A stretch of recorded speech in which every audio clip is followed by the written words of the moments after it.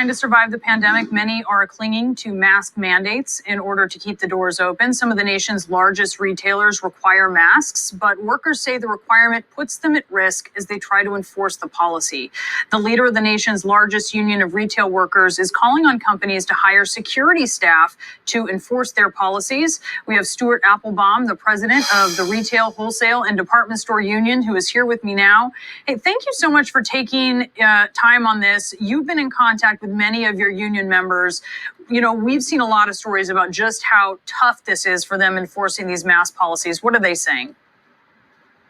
Well, I think, first of all, we have to recognize that it's the employer's responsibility to provide a safe workplace. And that means everybody has to be wearing masks. Some retailers say they have a policy now, but they're not enforcing it, similar to what the speaker just said. If you do not enforce a requirement, there is no requirement.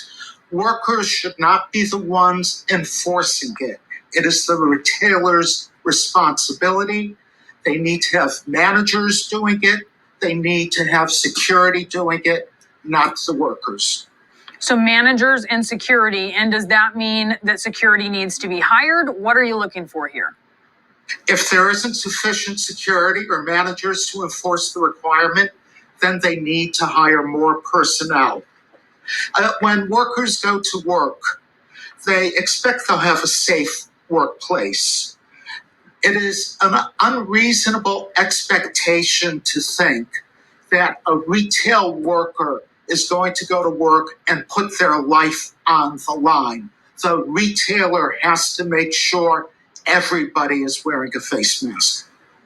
How can companies enforce these policies if a swath of the population is refusing to comply?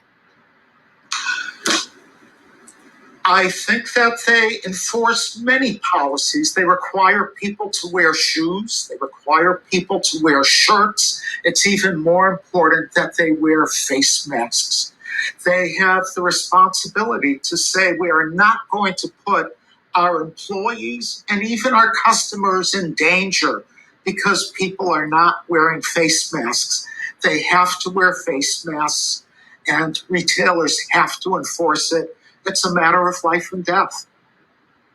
All right, Stuart, thank you so much for coming on. We really appreciate it. Stuart Appelbaum, and our special coverage will continue now with Brooke Baldwin right after this.